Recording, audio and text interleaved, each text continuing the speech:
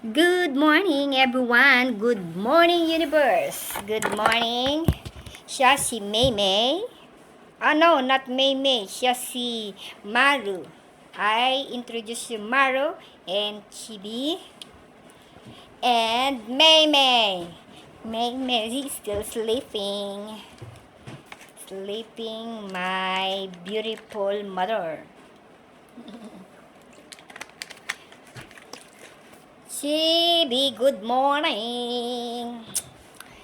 Yan ang mga gawain ko sa bahay, makipag-usap sa mga pusa.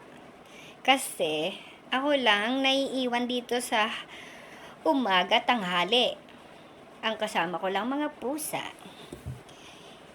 Yes, tulog pa sila niyan kasi taglamig. Ayan. Nag, ano ko, ano yun?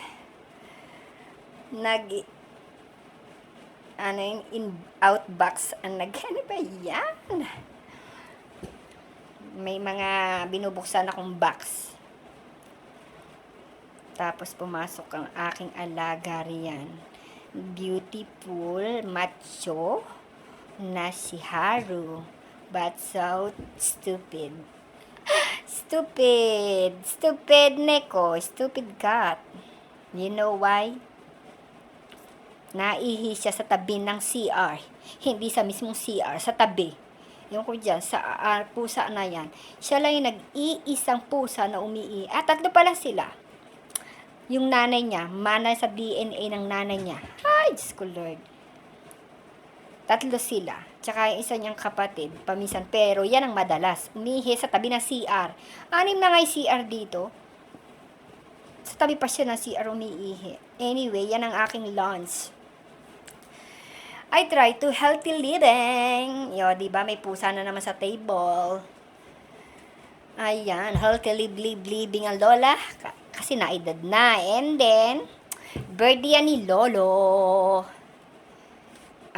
Advance or belated happy birthday, Lola, with my son.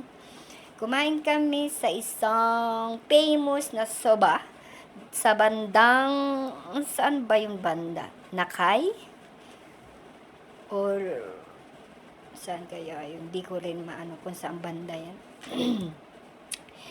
Ayan, naikunan ko lang ng video ang aking pusa na nanonood din ng mga pusa. O, diba nanonood siya? Siya si Haru. Nanonood siya ng mga ng pusa.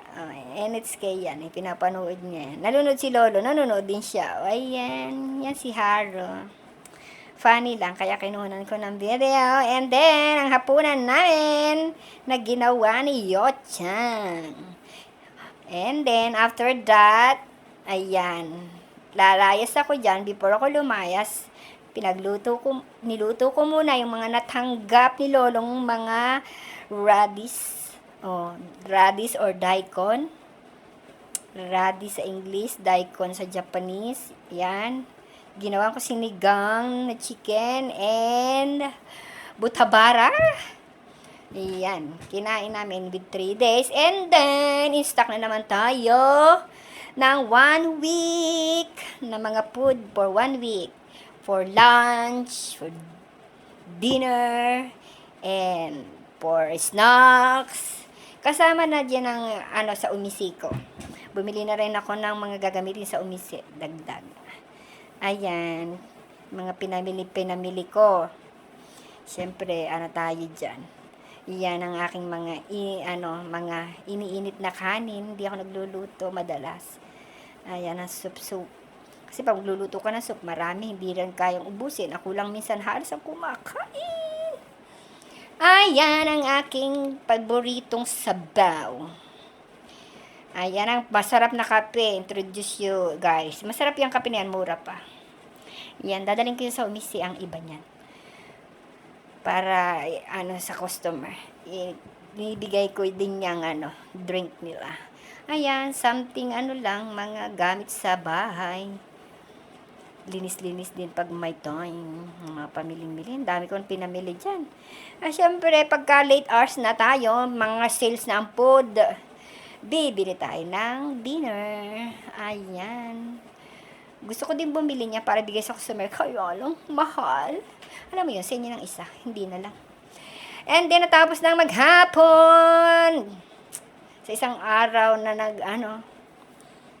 kung ano-ano magawain. O, ayan, magpapaano naman tayo. Routine. Thank you for watching, everyone. Bye!